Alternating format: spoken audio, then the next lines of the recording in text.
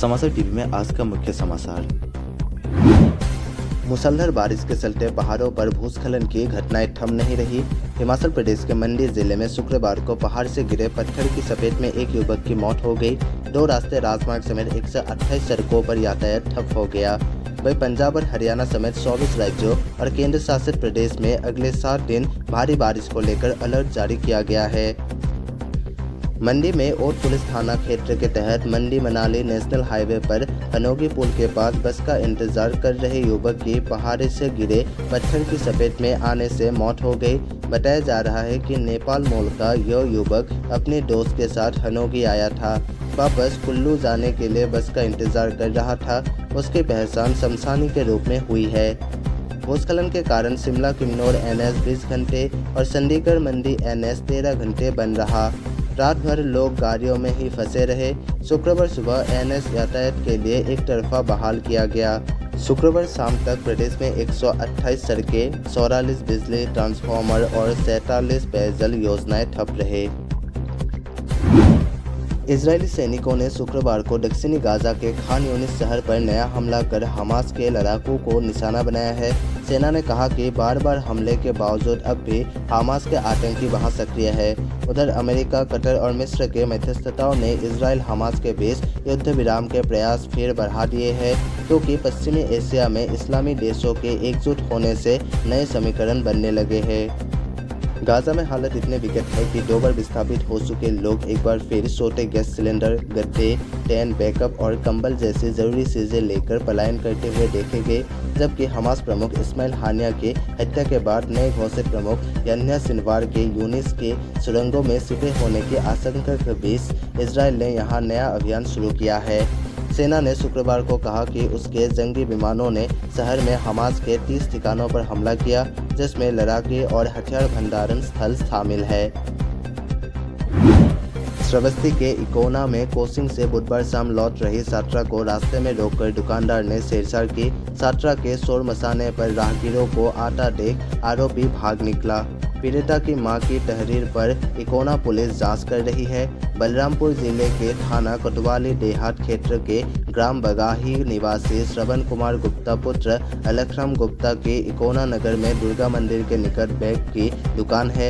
आरोप है कि इकोना थाना क्षेत्र के एक गांव निवासी 17 वर्षीय किशोरी बुधवार को कोचिंग पढ़ने आई थी, जहां से शाम को वो साइकिल से लौट रही थी।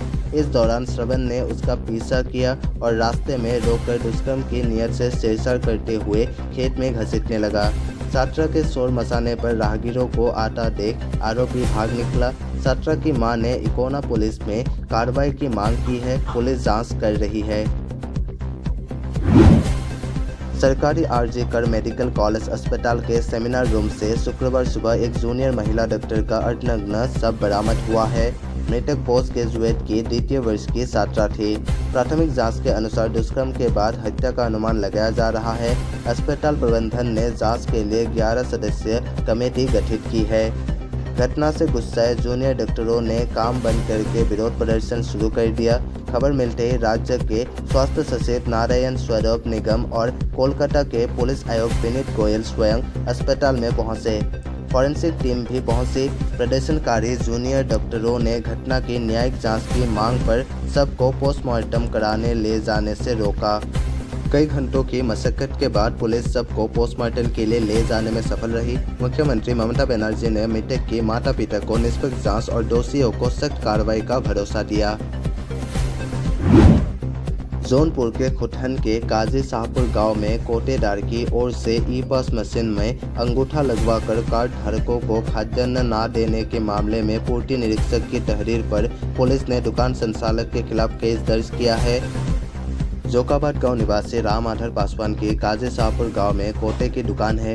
ग्रामीणों का आरोप था कि जुलाई में ई-पास मशीन में अंगूठा लगवाने के बाद कोटेदार ने राशन नहीं दिया। SDM शाहगंज के आदेश पर आपूर्ति निरीक्षक आशुतोष सिंह ने सोमवार को गांव में पहुंचे और जांच किए। इसमें 24 कार्डधारियों को राशन नहीं देने की बात सच साबित हुई। स्टॉक के मिलान में गेहूं 30 क्विंटल की जगह 14 और चावल 46 क्विंटल की जगह मात्र 1 क्विंटल पाया गया। लखनऊ के CMS स्कूल में बच्चों से भरी एक वैन शुक्रवार की सुबह पलट गई। घटनास्थल पर 100 के इंचार्ज 40 मिनट के बाद पहुंचे। हादसे के बाद पलटी स्कूल वैन के नीचे दबे बच्चों की चीख पुकार सुन राहगीर सहम गए।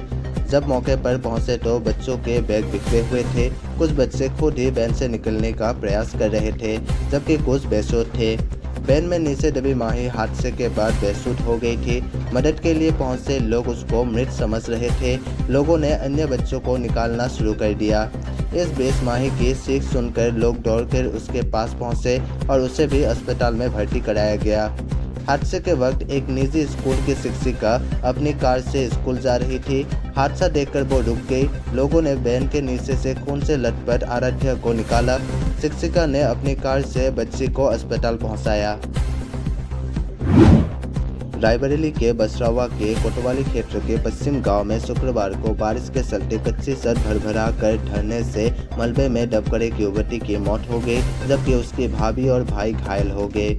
घायलों को सीएचसी में भर्ती कराया गया। पुलिस ने मौके पर पहुंचकर हादसे की जांच की। युवती की मौत से परिजनों में कोहराम मचा है।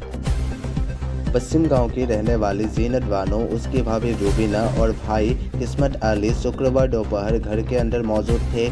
जीनत बानो नमाज पढ़ रही थी। इसी दौरान भारी बारिश के कारण कच्ची सड़क भरभरा कर ढह गई। इसमें तीनों मलबे के नीचे दब गए। केंद्रीय कैबिनेट ने देश में बागवानी क्षेत्र को बढ़ावा देने के लिए 1765.67 करोड़ रुपए की स्वच्छ संयंत्र कार्यक्रम को मंजूरी दे दी है। कैबिनेट की बैठक के बाद प्रेस कॉन्फ्रेंस में फैसले की जानकारी देते हुए केंद्रीय मंत्री अश्विनी वैष्णव ने कहा कि सीपीपी बागवानी फसलों में वायरस संक्रमण की समस्या से निपटेगी, जिससे उत्पादकता और गुणवत्ता दोनों प्रभावित होती है। इस कार्यक्रम के तहत पूरे देश में 9 विश्व स्तरीय स्वच्छ पौधे केंद्र स्थापित किए जाएंगे। इन केंद्रों में संक्रमण की जांच की उन्नत तकनीक और उत्तक संवर्धन प्रयोगशालाएं भी होंगी। इसके अलावा 20 अधिनियम 1966 के तहत एक मजबूत प्रमाणन प्रणाली का कार्यान्वयन किया जाएगा। अच्छे पौधे के लिए बड़े पैमाने पर नर्सरियों को बुनियादी ढांचाएं दी जाएंगी। यह कार्यक्रम राष्ट्रीय बागवानी बोर्ड द्वारा भारतीय कृषि अनुसंधान परिषद के सहयोग से क्रियान्वित किया जाएगा। कैबिनेट ने बैठक में 8 रेल परियोजनाओं को मंजूरी दी है। इस बारे में सरकार की ओर से जारी बयान में कहा गया कि परियोजनाओं को ऐसे इलाकों में बनाया जाएगा जो पहले से रेल संपर्क से अछूत है और इनके जरिए परिवहन नेटवर्क मजबूत होगा और आर्थिक विकास को बढ़ावा मिलेगा। यह 8 परियोजनाओं 7 राज्यों उड़ीसा, महाराष्ट्र, आंध्र प्रदेश, झारखंड, बिहार, तेलंगाना और पश्चिम बंगाल के 14 जिलों को कवर करेंगी और रेलवे के वर्तमान नेटवर्क में 900 किलोमीटर का इजाफा होगा। इनमें 64 नए रेलवे स्टेशन बनाए जाएंगे। इनके जरिए 510 गांवों और 40 लाख आबादी को फायदा होगा।